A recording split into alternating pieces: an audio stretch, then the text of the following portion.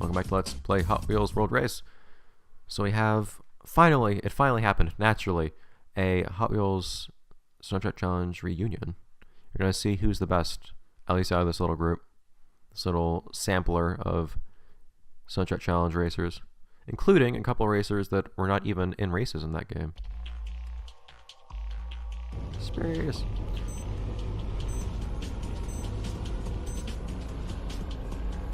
Twin Mill, as one might expect, is wowing the crowds. But I'm surprised, actually, by how Mega Duty's doing. Mega Duty pretty much kept up with Twin Mill in the last race, actually. One would expect, with Mega Duty being a starting car, that there wouldn't be much to be impressed by, but that's not the case. Wasn't Mega Duty a veteran racer, though, in the GBA version? Man, I managed to miss every single one of those. Oh, I keep forgetting. There are no jumps here.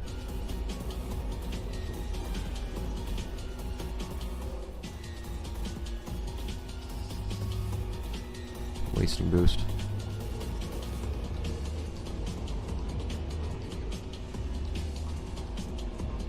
Oh, whoops. No, I was confusing this with another track entirely. That's why I wasn't using boost. Darn it, now I'm gonna go through this part slowly. Crap. So what happens when I start talking too much and don't think out what I'm doing.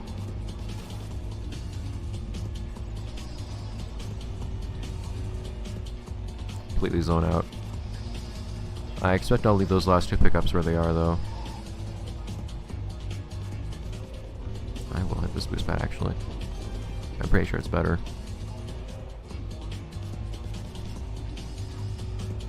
Lapses and judgment aside.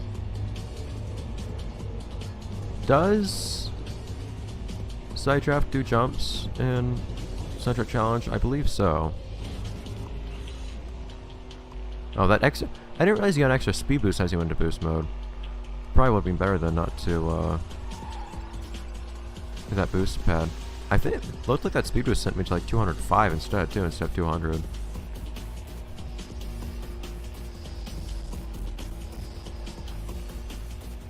Anyways. Beautiful. See, look at it. Twin Mill and Mega Duty so consistently. I expected things to be a little bit different with Switchback, honestly. Especially with how nice Switchback handled in the GBA version. I guess Switchback is more of a slow and steady type of guy. But, as expected, Overboard's mine in the bottom 50% in a way. Kind of dead middle if you discount Sidedraft, though. Just also not what I exactly expect, but oh well. Or if I would have set a new record if I didn't manage to mess up that second lap, because I apparently got a new lap record. I don't think it tells you, like, lap records that are... I don't think it notifies you of a lap record if it's, like, your second best or something like that. I think it only tells you if you got your first best lap record. Since it doesn't have a position next to it. For a race record in total, it does say you got second or fourth or whatever. Not for lap, though. Away we go.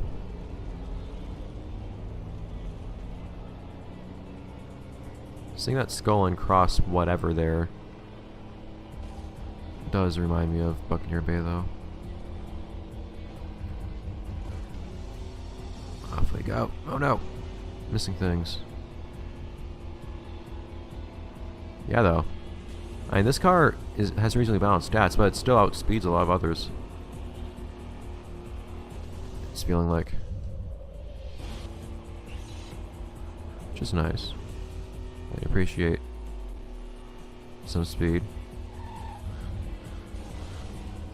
As long as it's not unwieldy. I don't know if I've played as a car yet that actually has high speed and low handling. Darn it. Thank you. You can just barely get full boost off of that jump if you pick up all of the... If you do a stealth trick, that is. If you pick up all the Come on. Yeah, and I managed to pick all of those. If you pick up all of the pickups and... Come on! I'm specifically thinking to myself what to do.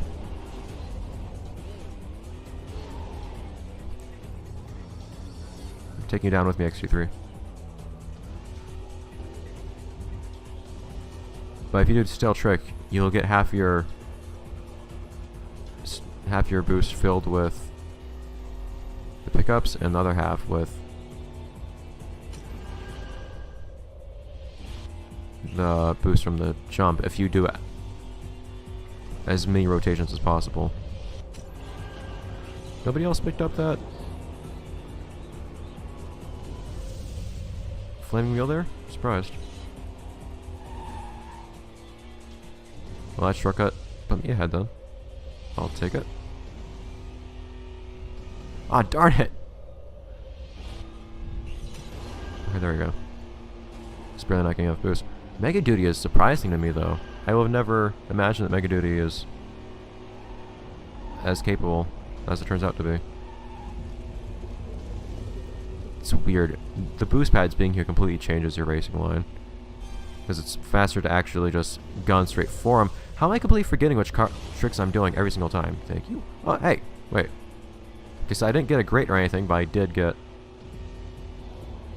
Do you not get greats or perfects if you do stale? I don't think you do, now I think about it. So that'd be why I didn't see that. Oh, is this shortcut gonna open up? Yes. Thank you, guys. Some of that being the jump where somehow everybody managed to... Did I knock somebody off? I think I did. Where everybody managed to pass me up when I was playing as XG3 without me even seeing them. I might have just knocked off Twin Mill though. That's just an easy jump to get full boost on. You might be seeing Twin Mill. If that was Twin Mill that I knocked off, you might be seeing Twin Mill in a later position this time. Like that. Sometimes it's just like there's so many places in this one set of curves where the best thing to do is actually just to drive straight towards the wall. Look at that. Yeah, I messed up Twin Mill. Sorry, dude. Oh, hey. XG3. I'm not getting last. It's beautiful. But still, it's disheartening to see XG3 back like that in the rear. Still with us and still helping out, though. Anyways.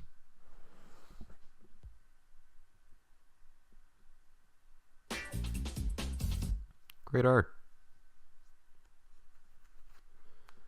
So, if I manage to remember the results of this tournament, which I almost certainly won't, since it's going to be a long time before we get to Soundtrack Challenge again, if we do manage to remember these, it would be interesting to refer back to them when, well, playing Soundtrack Challenge again. But we'll worry about that when we get to it. And by that I mean I'll probably forget about it entirely and then not worry about it. Oh well.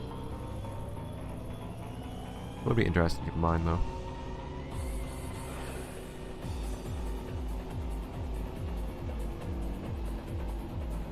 Yeah, see, I speed past everyone. I didn't realize this car's speed stat didn't look that high, but I just speed past everyone on straightaways. It's kind of weird. It's like I'm playing as Power Pistols or something.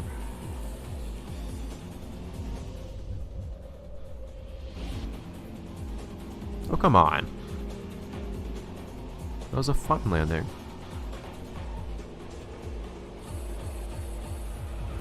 Hey, Twin Mill. It's going to be so strict sometimes. So picky with how good it thinks your landing is.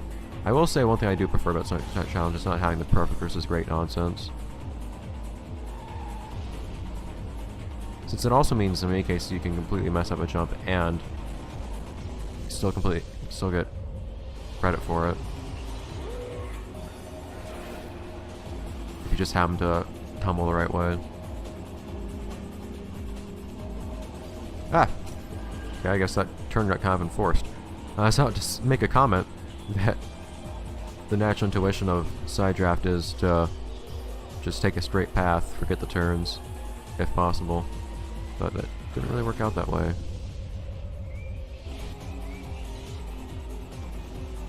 That was a nice soft landing though. If you manage to land on nothing but your tires, particularly if you do a flip, it's so satisfying how cushy the landing is.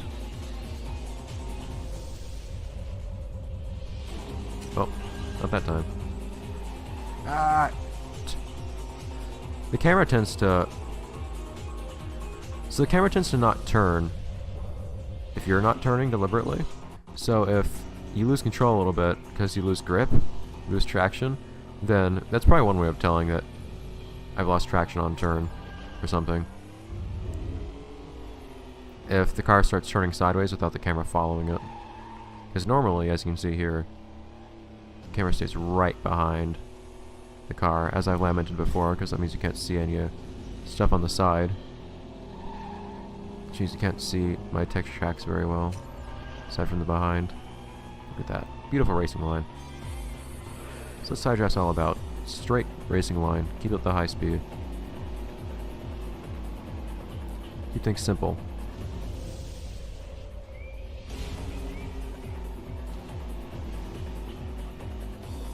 I feel like side draft is an individual that appreciates simplicity. Nice lone drive alone.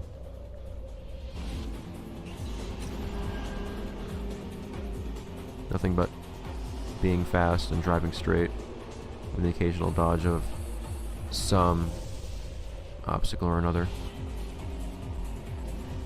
And all of these crazy twists and turns. Life can be simple. Side draft insists.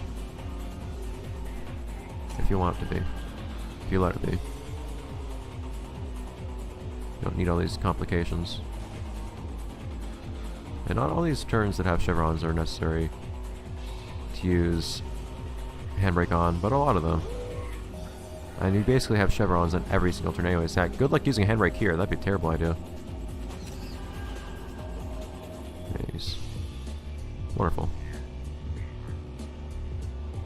Twin mill? What happened? Within a second of XT3. Did he stop to check on XT3 to see if he's okay? After the unfortunate performance that we've been seeing. Still in second. Anyways, though. New record. But not a new lap record. That's interesting. Oh.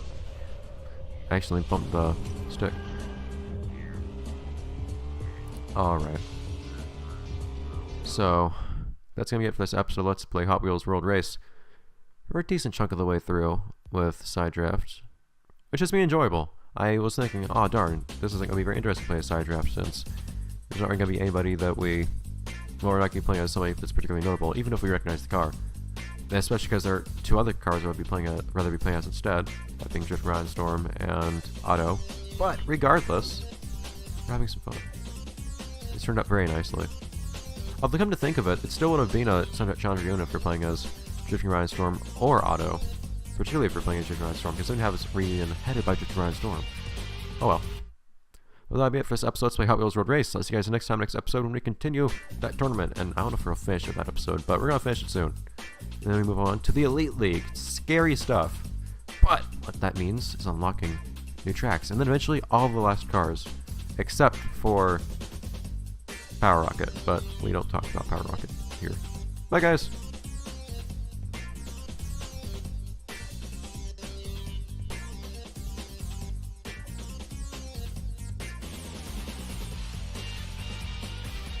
Still love this music. No! Music stopped.